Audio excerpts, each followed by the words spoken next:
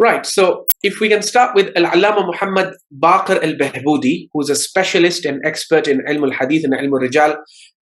Those of you who have seen our previous presentations would have seen that we often refer to his book Sahih al Kafi.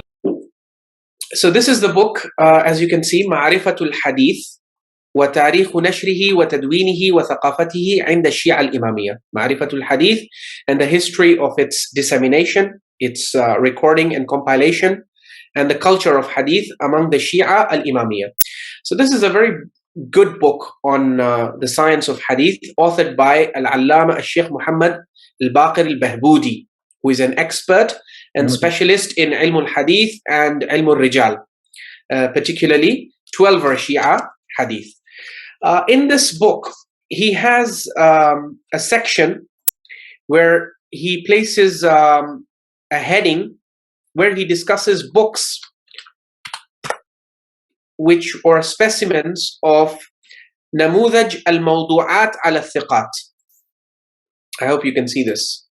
Namudhaj al-Mawdu'at al-Thiqat. This is a very important section or chapter in his book where he talks about specimens of fabricated, forged texts or books that were invented by ghulat or by other sectarian elements, and then falsely attributed to thiqat, to otherwise trustworthy and reliable entities. So the ghulat and the hadith inventors were conscious of the fact that if they wrote a book and then they attributed it to themselves, they would get caught because they were known liars.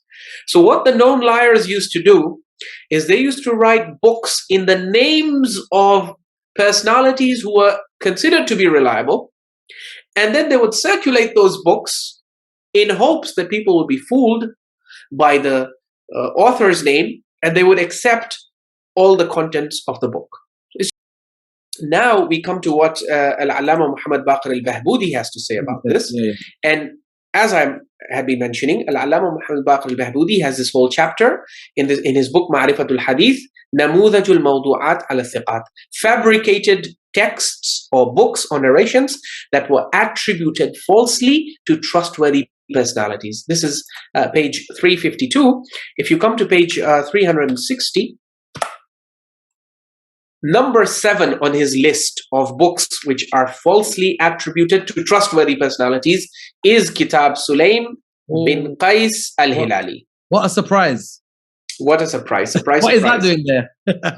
Well, it is an example. It's a primary example of a book that's fabricated and then attributed to a person like Sulaym bin Qais, who is... The book we hear from the member every year. And our scholars fabricated in their books. Very nice. Basically the Masa'ib that you hear, we recited them the last time in the previous episode, and you saw it's basically the narrative of the incident of the door and the attack on Sayyidah Fatima is coming from this book. So Al-Allama Muhammad Baqir al Behbudi begins by quoting Ibn al-Ghadairi. I will not repeat because we have already covered word for word what Ibn al-Madairi has said. Al-Kitabu mawdu'un la miryata fihi. It's a fabrication without any doubt. I come to what Al-Allama Muhammad Baqir al Behbudi says after mentioning Ibn al-Ghadairi's statement. He says, Aqul, هذا الكتاب دائر سائر حتى اليوم. He says, this book is in circulation until this very day. And it has been published, it is being circulated, its contents are being disseminated from the minbar.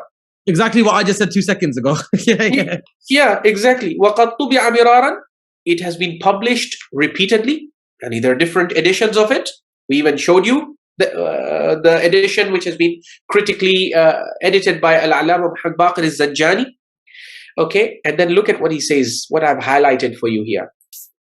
He says, وَفِيهِ الْأَعَاجِيبُ وَالْأَكَاذِيبُ وَالتُّرُّهَاتِ. He says, and this book, Kitab bin Sulaym, has a'ajib. It has really weird and astonishing reports in it. Wal akadhib, it has manifest lies in it. Wat turhat, it has absurd, nonsensical reports in it. And then he goes on to give you reference, because Ibn al-Ghadairi had given you examples of fabrications in it, which prove that this book is a forgery, such as there being 13 imams, such as Muhammad ibn Abi Bakr speaking to his father while still a toddler, all of those things. So then he starts giving you the references. Where exactly in Kitab Sulaym are these fabricated narrations? So he wants to give you a sense of why this book is being... Again, it's the same thing as Tustari. He's saying, let's go through the book and I'll show you why the book's fabricated. Let's read it. And basically we've gone through those khurafat, so that's why I will not bother to read and repeat those khurafat. Now we come to the important admission. In fact, here he starts discussing, all the chains to Najashi, to Sheikh al-Tusi. All of them are weak, as we all know. Sayyid al-Khuy also accepts that. Sayyid al-Sistani also, as per his manhaj, none of those chains is authentic. And then look at what he says after that.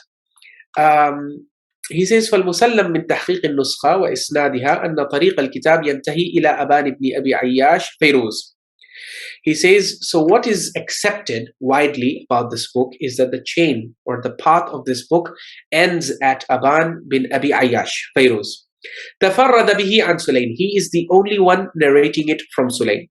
Now, there is another chain in which Ibrahim ibn Umar al-San'ani, who is also a weak narrator, appears to be narrating from Sulaym. But actually that chain is regarded as being incomplete. It's regarded as being a chain in which, because Ibrahim ibn Umar al-San'ani, generally speaking, people have reservations about him narrating from Sulaym bila wasita. There should be someone in the middle, Yeah, there should be someone in the middle. Sayyid al-Khuy says, no, that's not necessary, because Ibrahim ibn Umar al-San'ani is a contemporary of Imam al-Baqir alayhi salam, so that it is possible that he met Sulaym. It shouldn't be so surprising. But other scholars of Rijal, they have an issue with that. In any case, even Ibrahim ibn Umar al-San'ani himself is da'if, as per Ibn al-Ghadairi. So aslan, whatever, even if you take the incomplete chain, there's no way you can authenticate it. So Allama Baqir al Behbudi, because he accepts the authenticity of Rijal ibn al-Ghadairi, like Sayyid Sistani, he says, actually, there is no one narrating this book from Sulaym except for Aban ibn Abi Ayyash. And before I cut you, when you say that Ibrahim narrated directly from Sulaym, isn't how the reason it wouldn't be one of the evidences against that being false that once you open Kitab Sulaym, it mentions in the book that Sulaym says, I only gave it to Aban. Right, but this is our version of Kitab Sulaym, So the claim that is made, isn't that proof that you need Aban in the chain? You need Aban in the chain. And basically, what I'm saying. How can you bring it from Sulaym direct when the book saying Aban? I understand, but what they will point out is that they will say that this is your version of Kitab Sulaym, which is saying Aban, right? The other version, for which the chain is Ibrahim ibn Umar al-San'ani, so we don't have that version. But they assume that version would have Ibrahim bin Umar al-San'ani in that place, because that's why we don't have that anyway, though. Yeah, we don't have that anyway. So even if we had, it becomes a theoretical discussion. But like you're saying, what you're saying is even if we had, we still doubt it. Yeah, because Ibrahim ibn Umar al-San'ani himself is not. So that's a good disclaimer. That's a good disclaimer for everyone to know. Actually, there exists no Kitab Sulaym that's reached us that hasn't come from Aban. Yeah, that's what Allama Muhammad Baqir al Behbudi is saying, because he is able to authenticate Rijal ibn al-Ghadairi. Once you're able to authenticate Rijal ibn al-Ghadairi, it becomes clear that you don't have any transmitter from Sulaym except for Aban. Nice. Right. Okay. And who is this Aban? So Allama Muhammad Baqir al Behbudi continues, he says, وَأَبَانُ ibn Abi Ayyash عَامِيٌّ. Aban ibn Abi Ayyash is not even a Shia. He's an Ammi. Okay. From the Sunnis, non-Shia, he's a non-Shia. مَتْرُوكُ الْحَدِيثِ عِنْدَهُم. And the interesting thing is even Sunnis don't take hadith from him. Yeah, they reject him, they reject him. And what about our Shia scholars? ضَعَّفَهُ Sheikh al-Tusi. Sheikh al-Tusi regards him as weak. Yeah, Sheikh Tusi in his book of Rijal classifies him as weak. So the Sunnis reject him and the Shias reject him, but the people who sit on your pulpits, they want to take his narrations about the incident of the door. Very nice. Very nice. they have to accept him, because otherwise you wouldn't have your Fatimiyya narrative, right? In any case, so he says, now listen to this, what he says. He says, وَلَكِنَّ الَّذِي أَعْتَقِدُهُ. Now Allama Muhammad Baqir al Behbudi is giving us his research-based specialist opinion. He says, وَلَكِنَّ الَّذِي أَعْتَقِدُهُ, what I believe and maintain, بَعْدَ سَبْرِ الْكِتَابِ صَدْرًا وَذَيْلًا, after having exhaustively and comprehensively gone over the contents of this book, صَدْرًا وَذَيْلًا, from head to toe, head to tail, وَنَقْدِهَا كَلِمَةً كَلِمَةً. Allama al-Behbudi says, I have critically evaluated and assessed and analyzed this book word for word. And from cover to cover, he has read Kitab Sulaym bin Qais al-Hilali. And after reading it from cover to cover, word for word, he says the conclusion that I have arrived at, أن الكتاب موضوع وضعه أحد الغلاة على لسان سليم بن قيس الهلالي, that the book is a fabrication. It was fabricated by one of the ghulat who put it on the tongue of Sulaym ibn Qais al-Hilali. وَرِوَايَةُ ابْنِ أُذَيْنَةَ عَنْ Aban ibn Abi Ayyash, and it is the transmission of Ibn Udayna from Aban ibn Abi Ayyash. وَإِنَّمَا اخْتَارَ عُمَرَ بْنَ أُذَيْنَةَ لِأَنَّهُ كَانَ هَارِبًا مِنْ مَوْطِنِهِ وَهُوَ الْبَصْرَةِ إِلَى مَخَالِفِ الْيَمَنِ. And the reason why the fabricator chose Umar ibn Udayna in the chain to link him to Aban ibn Abi Ayyash was because لأنه كان هاربا من موطنه وهو البصرة إلى مخالف اليمن, because he was on the run, for his life from his native town, which was Basra. He had run away to Yemen because he feared al-Mahdi al-Abbasi. And so this he in the Khilafah of Mahdi al-Abbasi, which is also where he died, this Zindiq, this heretic, who is the actual author of Kitab Sulaym, he actually passed on a manuscript of his book and tried to circulate it in Kufa and Basra and Yemen through the hands of the foolish copyists. وَأَخَذَهُ الْأَصْحَابِ يَرْوُونَهَا وِجَادَةً. And then people started receiving this book without any actual effort to take it from proper shuyukh. They started taking it wijadatan, and anywhere they find this book, they take it and they transmit it. Wow. And no, but hold on. So here said he called the author Zindiq. Yeah, obviously a person who narrates because obviously he read it word for word. Yeah, after you go through the contents of Kitab Sulaym, they are so outlandish and ridiculous and absurd. Only a Zindiq can make it up. Yeah, only a Zindiq can make. There's something interesting. He actually goes beyond the Rijal al-Qadari research, and it looks like he's saying it's not even Aban who fabricated this. Someone's put it on, made up a chain and put it on Sulaym. Right, so it is layered fabrication. So it's possible that Aban ibn Abi Ayyash, it's possible that Aban ibn Abi Ayyash fabricated it, and then it fell into the hands of this character, who then added more stuff to it, and then attributed it to. He basically. Or it's possible that someone fabricated it, made up the chain, and put it on Sulaym, and the Aban, and they made up the whole chain. Yeah. He's also considering that possibility. And so he says the problem with the narrators downward was that they did not attempt to actually go to Ibn Udayna himself and read it. كل ذلك شوقا منهم في الطعن على أعداء أهل البيت وكسر شوكتهم. Because the narrators of this book, once they saw this book, they saw that it was so anti the enemies of Ahlul Bayt, or those who were perceived to be enemies of Ahlul Bayt. So they thought that it was very good pro-Shia propaganda, and so they circulated it without caring too much about it. Then he says, look at these words. He says, فَكَمَا تَرَى فِي أَوَّلِ الْكِتَابِ بَلْ وَفِي أَثْنَائِهِ جَعَلَ الْوَاضِعُ الدَّجَّالِ يستوثق لنشر أكاذيبه فيدعي عن لسان أبان أنه كان يعرض كل حديث مرات عديدة على أصحاب رسول الله من شيعة علي عليهم الصلاة والسلام، ومع ذلك لم يطمئن من وقوع أسطوراته موقع القبول حتى عرضه حديثا حديثا وجملة واحدة على إمام بعد إمام. Al-Allama Muhammad Baqir al Behbudi points to a peculiar feature of this book. He says if you look at the beginning of this book, and also throughout the course of this book, the Wadi' ad-Dajjal, the master deceiver who fabricated this book, tries to create a he tries to create a semblance of authenticity. He tries to give off authenticity vibes by repeatedly mentioning that each and every riwayah of this book, okay, was presented to the ashab and companions of the Prophet like Salman, Abu Dhar, Miqdad, Ibn Abbas, to confirm the authenticity. So you're constantly saying authentic, authentic, authentic. Yeah, and then he even goes on to say the claim about Kitab Sulaym is that Sulaym presented it, even though Kitab Sulaym had statements of Imam Ali in it and accounts of Salman and Abu Zar and all of these people, which don't need any corroboration.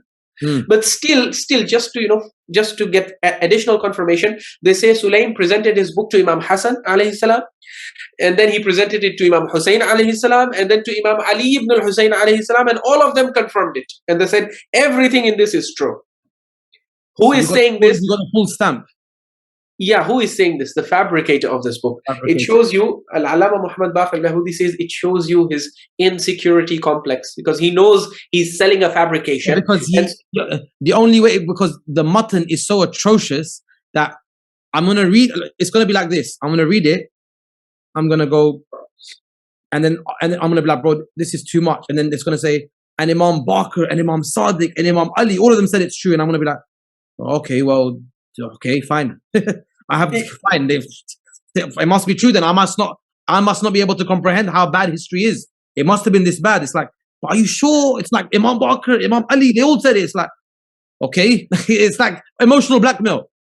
Exactly. See, even in that case of this fabricated narration, obviously you wouldn't believe, no Shia would be willing to believe that Imam Ali alayhi salam, someone as noble and as God-fearing as him, would go and present this narration to the common Shia today. They'll say it goes against Isma and reject it. Yeah, absolutely. But that's why the Ghali who is inventing this book, he's very careful to say that, look, this narration of the backside, I'm not inventing it from my pocket. I have 3 people have narrated. 3, Salman, Abu Dhar, Miqdad, and then Imam Ali confirmed it. Now, exactly. If you're going to go against them. Exactly. Imam Ali has confirmed it. So now, as a Shia, you have to accept it. So this is why we are saying that if you accept this book, then you are in... Then many things go. Isma goes as well. Everything goes after Everything goes, basically. Yeah, you can't even be a 12er. You will have to become a 13er. Because you can't argue manuscript error. From the time of Najashi, all the manuscripts have this. Ibn al-Ghadairi's manuscript has this. Najashi's manuscript has this. The manuscript of the person that Najashi is talking about had it. We know if there is a mistake that's found in every manuscript, then it's not a mistake, my friend. Yeah, also, well, I don't mind becoming a 13er. We can add Imam Zayd to the list. I like Imam Zayd anyway. Well, we have nothing against Imam Zayd. We are addressing the 12er scholars. The Zaydis will shake hands with us on it. Yeah, but 12er scholars ka to mazhab khatam ho jayega na phir. वो तो इस किताब से खत्म हो चुका है anyway. So then he says, ترى هذا المغفل الخبيث يأخذ الحديث عن لسان علي عليه السلام ثم يعرض حديثه على الحسن بن علي عليه السلام كأنه لم يثق بحديث أمير المؤمنين إلا بعد شهادة الحسن بن علي بمثل ما قال أبوه. So he says, you see this foolish, corrupt fabricator, for all the ahadith, which are really atrocious, he first narrates them from the tongue of Imam Ali alayhi salam, and then he says, I took this hadith and I presented it to Al-Hasan ibn Ali alayhi salam, as if the testimony of Amir al-Mu'mineen is not sufficient until Al-Hasan ibn Ali confirms it. And then again, Imam Hassan's testimony is not sufficient to confirm it, so he goes to Imam al-Hussein alayhi salam. In the book itself, in Kitab Sulaym, you will see, he says, I went to Imam Hussein alayhi salam, and he also confirmed it. And then he says, I went to Imam Ali ibn al-Hussein Zainul Abidin alayhi salam, and he also confirmed it. And then he says, Summa yahijju bayt Allah. I went for Hajj and I met Abu Ja'far Muhammad ibn Ali al-Baqir, and he also confirmed it. I've seen said that some Shia and some Shia scholars. I remember when I spoke to some Shia scholar about this once, he said that, do you know what Imams, and I'm talking by mafhum, I'm paraphrasing, that do you know Kitab Sulaym, the authenticity of this is proven because Imam Sadiq said that every real Shia will have the book of Kitab Sulaym. Something like that, right? There's a narration that says that, right? Yeah, he says these are the ultimate secrets of Al Muhammad, allegedly. So I remember when I researched it, and it was like, okay, so where is that written? So it's in Kitab Sulaym. Unlucky Bande, have you heard of something called Dawr? So, circular logic. what do you want me? I'm like, yeah, okay, so where did Imam Sadiq say that? He's like, that's the proof. I'm like, where's that? He's like, in Kitab Sulaym. So Allama Muhammad Baqir al Behbudi continues, he says, وَهَذِهِ هِيَ سِيرَةُ الْكَذَّابِينَ. He says, you know, this kind of insecurity that you are seeing, that for different narrations, the fabricator himself tells you that this Imam confirmed and this Imam confirmed. And you don't see this in Al-Kafi, by the way, huh? No, Al-Kafi has got so many authentic narrations from the Imams. Do you see the narrators saying that, yeah, then I went to this Imam, then I went to this Imam? Baba, one Imam says it, that's enough. No, but I think it's to do with that psychology that you mentioned earlier. Okay, the narration is so atrocious. Now the person's thinking, bro, this can't be true. And it's like, bro, you're going against all the Imams now. You have to believe it. Exactly. The person who made it up, like Behbudi said, that guy who made it up, he was psychologically playing. Yeah, and he was insecure. See, he's saying, وَهَذِهِ هِيَ سِيرَةُ الْكَذَّابِينَ. All liars, or generally speaking, most of the insecure liars, this is how they behave. Because they know what they're selling is lies, they're very desperate to confirm and to convince the people that what they're selling is actually not a lie. يُرِيدُونَ بِذَلِكَ إِغْفَالَ الْمُحَدِّثِينَ السُّزَّجِ. So this is the ploy that these liars used to fool and deceive the muhaddithin, the compilers of hadith, who are suzzaj, who are naive. كما تراه في كتاب عبيد الله بن علي الحلبي وكتاب الديات لأبي عمرو المتطبب. He says there are other examples where you'll see this kind of deception and these kinds of desperate tactics going on. Okay. So yeah, basically, this is the unfiltered view and opinion of Al-Allama Muhammad Baqir al Behbudi in this regard. As you can see, he has absolutely no doubt. He has gone through the entire book.